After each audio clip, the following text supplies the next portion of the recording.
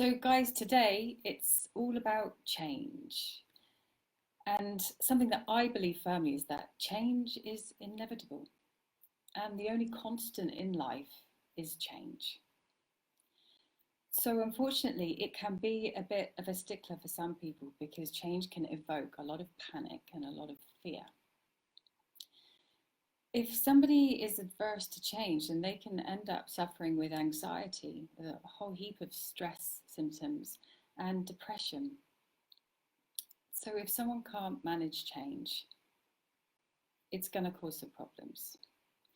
You may notice that some people actually really embrace difference. Some people really enjoy the opportunity of doing something new, doing something varied, going to different places. They really embrace change.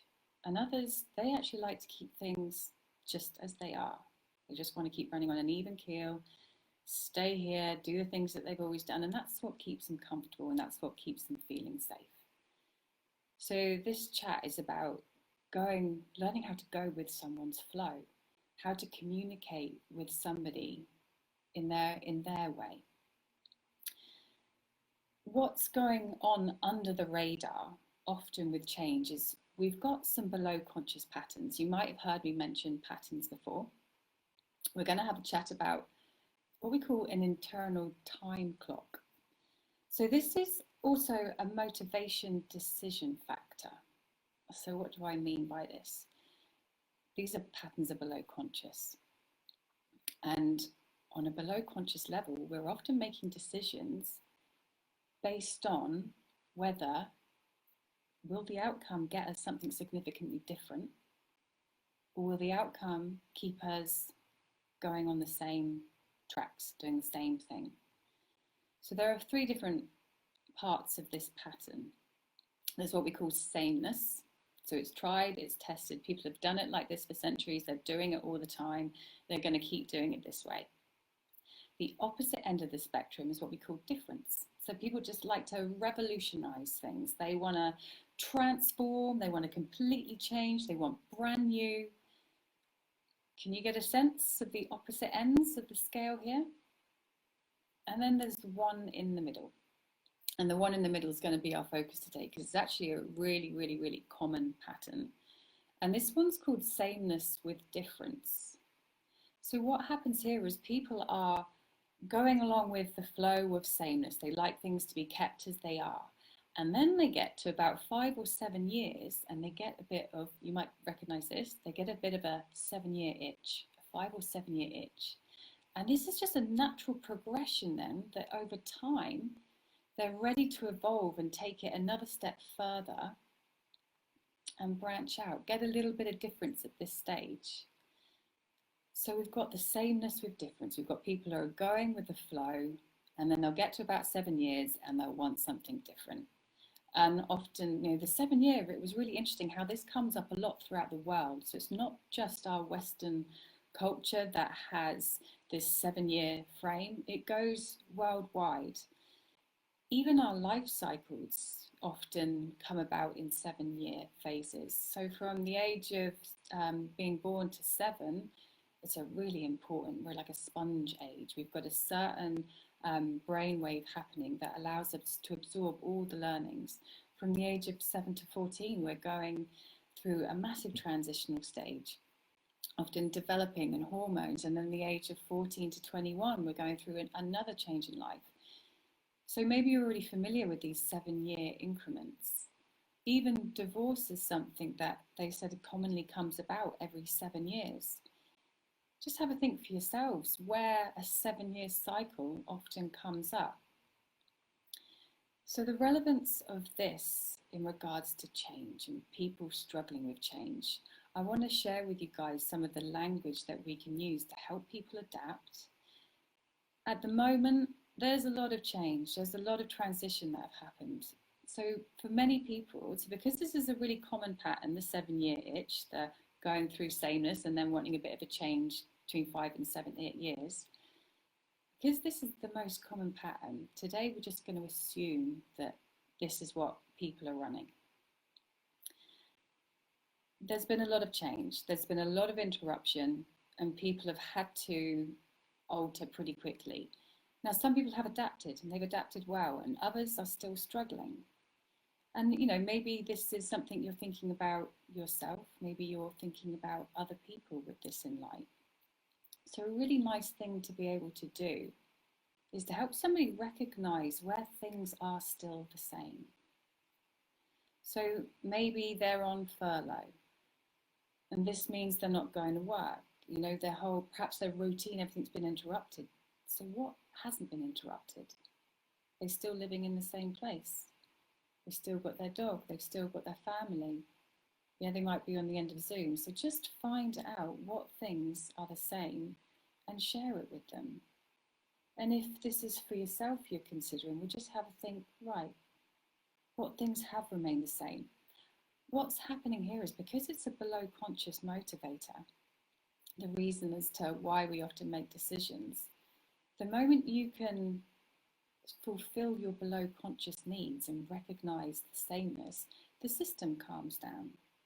It's like removing the fight or flight mechanism.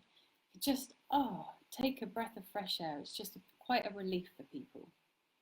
So when we're removing the fight or flight response, as you know, there's a whole physiology shift. So the blood changes. The blood shunt changes from that small brain, comes back to the prefrontal lobe, so people can begin to think logically again. Their immune system's back on, the blood shunts from the limbs back to the digestive system. So there's a whole array of positive happenings simply by sharing and stating with somebody what's remained the same. Interesting.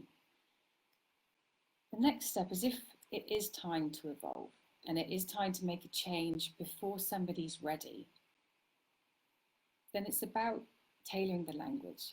If we go in and say to somebody, things need to change, we need to transform this, we've got this new thing coming on, these words do actually threaten somebody. It's difficult. So cut them out, because it will fire up their defenses, and it might just be on a small level and they may be good at hiding it. But if somebody does have this below conscious pattern, it's going to bring up a bit of fear, and this means a barrier. And again, that blood shunt will go from the prefrontal lobes to the small brain, and they'll struggle to think logically. We want to keep them calm. We want to help them, assist them. There's nothing nicer than being able to communicate with somebody in their language. Maybe you get a sense of what it's like to chat with somebody and they really get you. So when we're talking with somebody who is in the sameness with, after 5 or 7 years, a bit of evolution, language is like words like developing, enhancing, upgrading, evolving, moving things, just taking another step, perhaps to get to the next level. Can you get a sense with the words that I'm using, what's coming out here? Language is about influencing. So if somebody is struggling, and you can see they're struggling, tailor the words to help them feel a bit more comfortable. So then we can, again, recognize what's still the same. This is the same, that's the same, this is the same. Plus, so if somebody is furloughed, plus you've got more time to spend walking your dog.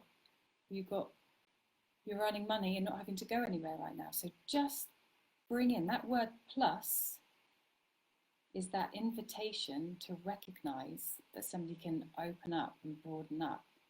And not once will you've mentioned the words change or new.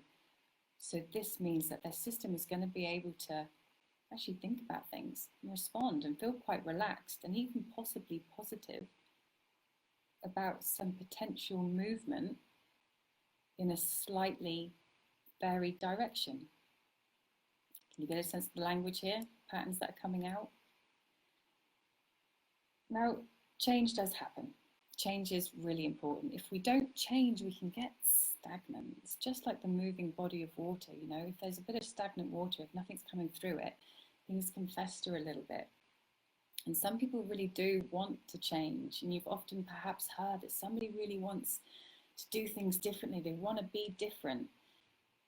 And if there's a below conscious pattern that is more familiar with sameness, then that change is actually going to be a threat to them. So thinking about things for yourselves. Are there some areas in your life where you think, God, I keep wanting change. I keep wanting to do things differently, but I'm self-sabotaging or I don't get there. Well, a possibility could be just by changing your language or how you address the situation, doing it in smaller steps perhaps, and just evolving or stretching yourself a little bit could be the key to you making some more progress. So one quite fun thing is also recognizing in relationships that some people can be running, for example, a sameness pattern, and some can be running a difference. I'm just going to work with the end of the spectrum here to give you some examples. So let's say somebody in sameness wants to keep going to the same place on holiday, and somebody in difference just wants to go different places. So can you get a sense of how there might be a little bit of conflict here? So what if the person with difference could just share with their sameness partner, it's still going to be warm. We're still going to go somewhere where there's seaside. We're still going to have a whole 10 days of relaxation and fun. Plus, we'll get some variety in the foods that we're going to eat. Perhaps there'll be other people we can chat to. The idea is simply to meet someone where they're at. Communicate with them. Give this a go for yourselves. If somebody's in a bit of a sticky situation or they're not feeling very good and it could be relative to change, just share with them, make it clear of things that are still the same, about 3 of them, and then add a little bit of something that could be stretching or allowing them to evolve or to improve, to benefit, to gain. Watch their feedback, watch their reactions. Often nodding the head is a really good sign. If they arms crossed and a bit of a funny face, just get curious. Ask them outright. All right, so well, what could it be? Responses you might get could be no, just want to keep it completely the same. Or it might be no way, this needs to change. We need something really different. Get curious, have fun, have a little play with this. It's a nice way to be able to connect with people and really create some rapport when you're chatting with them. All right, guys, hope you've got something out of this. Let me know your thoughts. If you have the opportunity and you use these tools, have a little chat with somebody, let me know the outcome. I'd be really interested to hear.